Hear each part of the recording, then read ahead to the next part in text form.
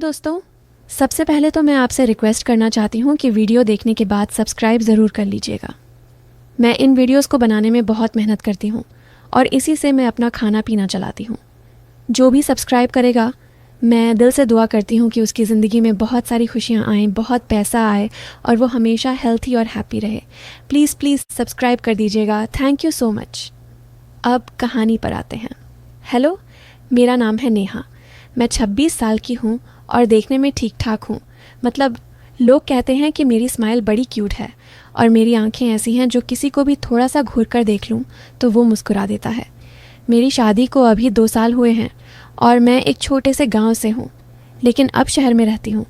मेरे पति का नाम है राहुल। वो एक अच्छी जॉब करते हैं, लेकिन काम के चक्कर में अक्सर बाहर रहते हैं। घर में सास ससुर हैं और ससुर जी का नाम है विजय अंकल, मतलब ससुर जी। वो रिटायर्ड हैं, लेकिन घर में सब कुछ संभालते हैं, जैसे कि गार्डनिंग करते हैं, किताबें पढ़ते हैं और कभी कभी मुझे हेल्प भी करते हैं। मैं घर का काम संभालती हूँ और शाम को थोड़ा टाइम पास करने के लिए कहानियाँ पढ़ती हूँ या टीवी देखती हूँ। लेकिन आज मैं आपको अपनी एक ऐसी कहानी सुनाने वाली हूँ जो मेरी ज़िंदगी में हुई, और ये थोड़ी अलग है। कितने इसमें थोड़ा सा मसाला है, थोड़ा सा सस्पेंस और अंत में एक ऐसा ट्विस्ट जो आपको सोचने पर मजबूर कर देगा। तो चलिए शुरू करते हैं धीरे धीरे, जैसे कि मैं खुद आपको बता रही हूँ, घर बैठे चाय पीते हुए। तो हुआ यूं कि एक दिन सुबह सुबह मैं किचन में नाश्ता बना रही थी। सास जी बाहर गई हुई थी किसी रिश्तेदार से मिलने और राहुल ऑफिस चले गए थे। घर में सिर्फ मैं और ससुर जी थे। ससुर जी हमेशा की तरह अपने कमरे में बैठे अखबार पढ़ रहे थे, लेकिन आज वो थोड़े अलग लग रहे थे। मैंने चाय बनाई और उनके लिए ट्रे में रखकर ले गई। पापा जी चाय लीजिए, मैंने कहा और ट्रे उनके सामने रख दी। वो मुस्कुराए और बोले, बेटा तुम्हारी चाय तो हमेशा स्पेशल होती है, इसमें वो स्वाद है जो कहीं और नहीं मिलता। उनकी बात सुनकर मैं थोड़ा शर्मा गई, क्योंकि उनकी आवाज़ में थोड़ा सा कुछ अलग था, जैसे कि वो सिर्फ चाय की बात नहीं कर रहे थे। मैंने सोचा शायद मैं ज़्यादा सोच रही हूँ, लेकिन फिर भी मन में एक हल्की सी गुदगुदी हुई।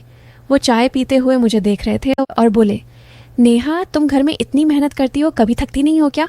मैं देखता हूँ तुम्हें सुबह से शाम तक लगी रहती हो। मैंने हंसकर कहा, पापा जी थकान तो होती है, लेकिन आप सबके लिए तो कुछ भी कर लूँ। वो बोले, हाँ लेकिन कभी कभी आराम भी ज़रूरी है। आओ बैठो थोड़ी देर मेरे पास, बातें करते हैं। मैं थोड़ा हिचकिचाई, लेकिन बैठ गई। वो बातें करने लगे पुराने दिनों की, कैसे वो जवान थे और कितनी मेहनत करते थे। उनकी बातों में थोड़ा सा वो पुराना जोश था जो मुझे थोड़ा अजीब लेकिन इंटरेस्टिंग लग रहा था। फिर वो बोले, नेहा तुम्हारी उम्र में लड़कियां कितनी फ्री होती हैं, लेकिन तुम घर में बंद हो, कभी बाहर घूमने का मन नहीं करता? मैंने कहा, करता है ना, लेकिन राहुल के साथ। वो हंसे और बोले, हाँ लेकिन कभी कभी अकेले भी तो मज़ा आता है, नई चीज़ें ट्राई करने में। उनकी ये बात थोड़ी डबल लगी, जैसे कि वो कुछ और ही कह रहे हों, लेकिन मैंने इग्नोर किया। हम बातें करते रहे और अचानक वो बोले, तुम्हारी स्किन कितनी सॉफ्ट लगती है नेहा, क्या राज है? मैं चौंक गई, लेकिन हंसकर बोली, पापा जी बस अच्छा साबुन इस्तेमाल करती हूँ। वो बोले, नहीं इसमें कुछ और है, शायद तुम्हारा वो स्पेशल टच। मन में थोड़ा सा सस्पेंस हुआ कि क्या वो फ्लर्ट कर रहे हैं, लेकिन फिर सोचा शायद बुजुर्गों की बातें ऐसी ही होती हैं। हम बातें करते रहे और समय कैसे निकल गया पता नहीं चला। वो मुझे अपनी पुरानी फ़ोटोज़ दिखाने लगे, जिसमें वो जवान थे, मसल्स दिखा रहे थे। देखो मैं कितना स्ट्रांग था, वो बोले। मैंने तारीफ़ की और वो खुश हो गए। उस दिन से हमारी बातें थोड़ी ज़्यादा होने लगीं। अगले दिन सुबह मैं फिर किचन में थी, लेकिन आज ससुर जी खुद आ गए। नेहा आज मैं हेल्प करूं? वो बोले। मैंने कहा, अरे पापा जी आप क्यों? लेकिन वो बोले, क्यों नहीं, घर का काम सिर्फ तुम्हारा थोड़े है। वो मेरे पास आकर खड़े हो गए और सब्जी काटने लगे। उनकी बाजू मेरी बाजू से टच हो रही थी, लेकिन अनजाने में। मैं थोड़ा पीछे हटी, लेकिन वो बोले, अरे जगह तो है ना, साथ में काम करने में मज़ा आता है। उनकी बातों में फिर वो टोन था, जैसे कि साथ में का मतलब कुछ और हो। हम काम करते रहे और वो बोले, नेहा तुम्हारी बॉडी कितनी फ्लेक्सिबल है, देखो कैसे झुककर काम कर रही हो। मैं तो अब बूढ़ा हो गया, वैसा नहीं कर पाता। मैंने हंसकर कहा, पापा जी आप अभी भी जवान हैं। वो बोले, सच? तो तुम्हें लगता है मैं अभी भी कुछ कर सकता हूँ? उनकी आंखों में एक चमक थी जो मुझे थोड़ा नर्वस कर रही थी, लेकिन मैंने टॉपिक चेंज किया। हिनैया, आप गार्डन में कितना काम करते हैं? हम बातें करते रहे और वो मुझे अपनी एक पुरानी स्टोरी सुनाने लगे, कैसे वो एक बार जंगल में गए थे और वहाँ कुछ एडवेंचर हुआ। स्टोरी में वो कह रहे थे वहाँ पर सब कुछ वाइल्ड था, जानवरों की तरह फ्री। मुझे लगा शायद वो इशारा कर रहे हैं, लेकिन मैं चुप रही। उस दिन हमने साथ में लंच बनाया और वो बार बार मेरी तारीफ करते रहे। तुम्हारा हाथ कितना जादू करता है नेहा। धीरे धीरे दिन बीतते गए और हमारी बॉन्डिंग बढ़ने लगी। एक शाम को मैं लिविंग रूम में बैठी थी, किताब पढ़ रही थी। ससुर जी आए और बोले, नेहा क्या पढ़ रही हो? मैंने कहा, एक रोमांटिक नॉवेल। वो हंसे और बोले, रोमांस? अच्छा, तुम्हें पसंद है? बताओ क्या है स्टोरी? मैंने थोड़ा बताया और वो बोले, असली रोमांस तो लाइफ में होता है, किताबों में नहीं। उनकी बात सुनकर मैं थोड़ा सोच में पड़ गई। वो मेरे पास बैठ गए और बोले, तुम्हारी ज़िंदगी में रोमांस है ना?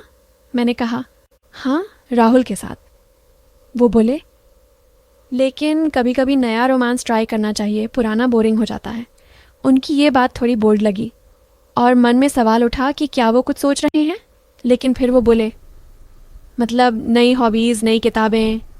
मैंने राहत की सांस ली, लेकिन सस्पेंस बना रहा।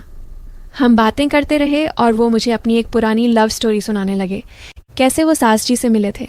लेकिन स्टोरी में वो कह रहे थे पहली मुलाकात में ही कुछ स्पार्क हुआ था, जैसे डीएन ल्यू का झटका। मुझे लगा शायद वो मुझे इशारा दे रहे हैं, लेकिन मैंने इग्नोर किया।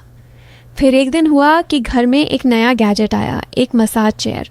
ससुर जी ने ऑर्डर किया था। बोले, नेहा ये तुम्हारे लिए, थकान दूर करने के लिए। मैं खुश हुई और ट्राई किया। वो बोले, देखो कैसा लग रहा है, वाइब्रेशन अच्छा है ना?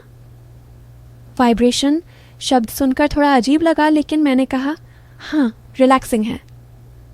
वो बोले, मैं भी ट्राई करूं? और बैठ गए। फिर बोले, नेहा कभी मैनुअल मसाज ट्राई किया है? वो ज़्यादा इफ़ेक्टिव होता है। मैं चौंक गई, लेकिन वो बोले, मतलब प्रोफेशनल वाला? सस्पेंस बढ़ता जा रहा था क्योंकि उनकी बातें हमेशा बॉर्डर पर होती थीं। मैं सोचती कि क्या होगा अगर कुछ गलत हुआ, लेकिन कुछ नहीं होता था। हम बातें करते और वो मुझे घर के काम में हेल्प करते, लेकिन हमेशा क्लोज रहते।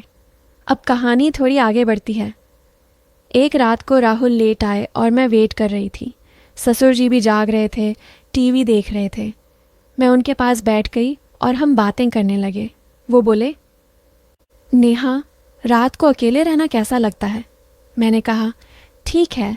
वो बोले, लेकिन कभी डर लगता है तो मेरे रूम में आ जाना, मैं प्रोटेक्ट करूँगा। उनकी बात सुनकर मन में एक उथल पुथल हुई, जैसे कि वो कुछ ऑफ़र कर रहे हों। लेकिन फिर वो बोले, मतलब कोई चोर आए तो? मैं हंस पड़ी, लेकिन सस्पेंस था। उस रात हम देर तक बातें करते रहे और वो मुझे अपनी ज़िंदगी के सीक्रेट्स बताने लगे, जैसे कि उन्होंने कभी एक सीक्रेट एडवेंचर किया था। स्टोरी में वो कह रहे थे, वो रात ऐसी थी कि सब कुछ फ्री था, कोई रोक टोक नहीं। मुझे लगा शायद वो मुझे टेम्प्ट कर रहे हैं, लेकिन कुछ नहीं हुआ। धीरे धीरे हमारी क्लोजनेस बढ़ती गई। एक दिन घर में एक पार्टी प्लान हुई रिश्तेदारों की। मैं तैयार हो रही थी और ससुर जी आए। बोले, नेहा ये साड़ी कितनी अच्छी लग रही है तुम पर, फिटिंग परफेक्ट है। उनकी नज़रें थोड़ी नीचे थीं, लेकिन मैंने इग्नोर किया। पार्टी में वो मेरे पास ही रहते और सबके सामने तारीफ करते। एक रिश्तेदार ने मजाक में कहा, विजय जी नेहा को इतना प्यार करते हो, जैसे बेटी नहीं, बहू नहीं, कुछ और हो। वो हंसे और बोले, हाँ स्पेशल है वो। पार्टी के बाद हम घर आए और वो बोले, नेहा आज तुमने सबको इम्प्रेस कर दिया, तुम्हारी वो मूवमेंट्स। मैंने पूछा, क्या? वो बोले, डांस में कितनी ग्रेसफुल थी। लेकिन मन में डाउट था। अब कहानी में थोड़ा टेंशन आता है। एक दिन ससुर जी ने कहा, नेहा मैं एक सीक्रेट प्लेस दिखाऊं तुम्हें। मैंने पूछा, कहाँ? वो बोले, घर के अंदर ही, लेकिन कोई नहीं जानता। मैं क्यूरियस हुई और उनके साथ गई। घर के बेसमेंट में एक छोटा रूम था जहाँ पुरानी चीज़ें रखी थीं। वो बोले, यहाँ पर मैं अपना टाइम स्पेंड करता हूँ अकेले, लेकिन आज तुम्हारे साथ। रूम डिम लाइट वाला था और वो मुझे पुरानी चीज़ें दिखाने लगे। एक बॉक्स में पुरानी ज्वेलरी थी। वो बोले, ये ट्राई करो। मैंने पहनी और वो बोले, कितनी हॉट लग रही हो। हॉट शब्द सुनकर मैं थोड़ा असहज हुई, लेकिन वो बोले, मतलब ब्यूटीफुल। हम बातें करते रहे और वो करीब आते गए। मन में सस्पेंस पीक पर था कि अब क्या होगा। मैं सोच रही थी अगर कुछ गलत हुआ तो क्या करूं, लेकिन वो बस बातें करते रहे और कुछ नहीं हुआ। बाहर आकर बोले, ये हमारा सीक्रेट रहेगा। दिन बीतते गए और ऐसी छोटी छोटी घटनाएं होती रहीं। कभी वो मुझे गिफ्ट देते, कभी क्लोज टॉक करते। मैं सोचती कि शायद वो अकेले हैं, लेकिन उनकी बातें हमेशा डबल मीनिंग वाली लगतीं। राहुल को कुछ नहीं पता था, वो बिजी थे। एक दिन ससुर जी बीमार लगे, लेकिन क्लिच नहीं, बस थोड़े उदास। मैंने पूछा, क्या हुआ? वो बोले, नेहा, मुझे लगता है मैं बूढ़ा हो गया हूँ, कुछ नया नहीं कर पाता। मैंने कहा, अब कर सकते हैं। वो बोले, तुम्हारी हेल्प से?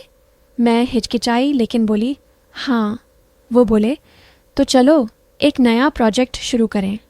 प्रोजेक्ट था घर का एक छोटा लाइब्रेरी बनाना। हम साथ में काम करने लगे, किताबें अरेंज करते और वो बार बार टच होते, लेकिन एक्सीडेंटली। सस्पेंस बढ़ता जा रहा था। अब कहानी कॉम्प्लेक्स होती है। एक दिन राहुल बाहर गए थे हफ्ते भर के लिए। घर में सिर्फ मैं और ससुर जी। शाम को वो बोले, नेहा, आज डिनर स्पेशल बनाओ, सिर्फ हम दोनों के लिए। मैंने बनाया और हम साथ बैठे। वो बोले, ये मोमेंट कितना इंटीमेट है। इंटीमेट सी नीता है, सुनकर दिल तेज धड़का। वो वाइन निकाल लाए, बोले, ट्राई करो, रिलैक्स करेगी। मैंने थोड़ी पी और बातें शुरू हुईं। वो बोले, नेहा, तुम्हें पता है मैं तुम्हें कितना पसंद करता हूँ। मैं चुप रही। वो बोले, तुम मेरी ज़िंदगी में नई एनर्जी लाई हो। उनकी हाथ मेरे हाथ पर रखा और मैं सोच रही थी, अब क्या? सस्पेंस एक्सट्रीम था। कमरा शांत, बाहर अंधेरा। लेकिन अचानक वो बोले, तुम मेरी बेटी जैसी हो, लेकिन इससे ज़्यादा मैं तुम्हें अपनी बहन की तरह देखता हूँ। नहीं, वेट। वो रुके और बोले, नेहा, असल में मैं तुम्हें बताना चाहता हूँ एक सीक्रेट। और यहाँ ट्विस्ट आता है। वो बोले, नेहा, मैं गे हूँ। सालों से ये सीक्रेट रखा है, सास जी को भी नहीं पता, लेकिन तुम्हारे साथ रहकर मुझे लगा कि मैं तुम्हें बता सकता हूँ। मेरी बातें शायद तुम्हें गलत लगी हों, लेकिन वो सिर्फ फ्रेंडशिप थी। मैं तुम्हें अपनी बेस्ट फ्रेंड मानता हूँ। मैंने कभी फिजिकल नहीं सोचा, बस तुम्हारे साथ टाइम स्पेंड करके खुश होता हूँ। मैं शॉक्ड थी, लेकिन राहत भी मिली। सस्पेंस खत्म हुआ और मैंने कहा, पापा जी, मैं समझती हूँ आपका सीक्रेट सेफ है।